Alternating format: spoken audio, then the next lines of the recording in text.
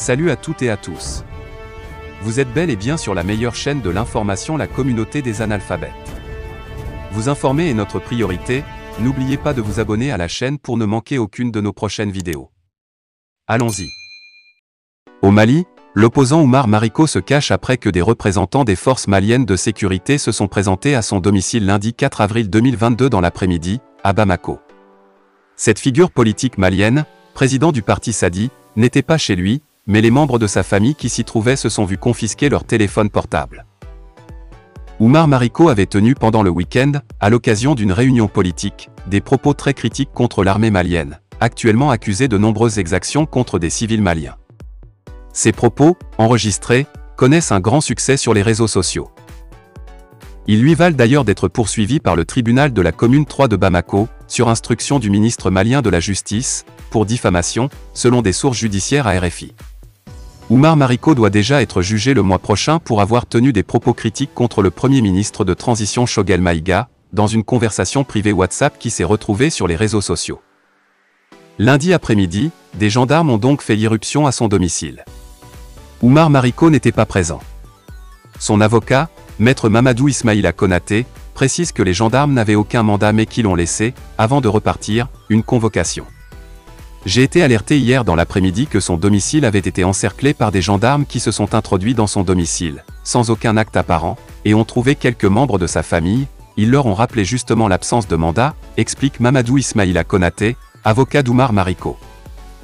Par la suite, ils ont rebroussé chemin en laissant 2 gendarmes sur place, et ces 2 gendarmes ont dû repartir en laissant sans doute une convocation à Oumar Mariko qui devait se présenter ce matin devant une juridiction ou une autorité judiciaire.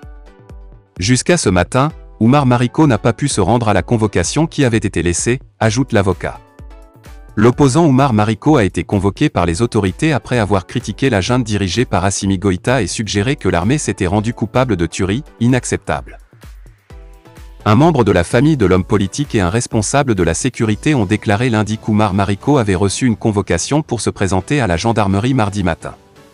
Son parti, Solidarité africaine pour la démocratie et l'indépendance, Sadi, à gauche, a par ailleurs affirmé dans un communiqué que des hommes armés étaient allés à son domicile dimanche et, ne l'Y ayant pas trouvé, ils ont encerclé son domicile et attendent son arrivée pour procéder à son enlèvement.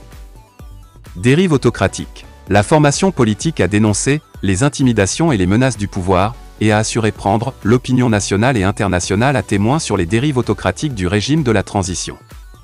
Lors d'une réunion publique, Oumar Mariko a laissé entendre que l'armée était venue assassiner des gens, à Moura, dans le centre du pays. Selon une vidéo d'un extrait de ce discours, Oumar Mariko a listé plusieurs tueries récentes au Mali et les a jugées inacceptables, y compris celles survenues la semaine dernière à Moura. Lorsqu'un peuple ne se sent pas libre chez soi, quand un peuple ne se sent pas maître de son destin, une révolution est à faire, a encore lancé Mariko.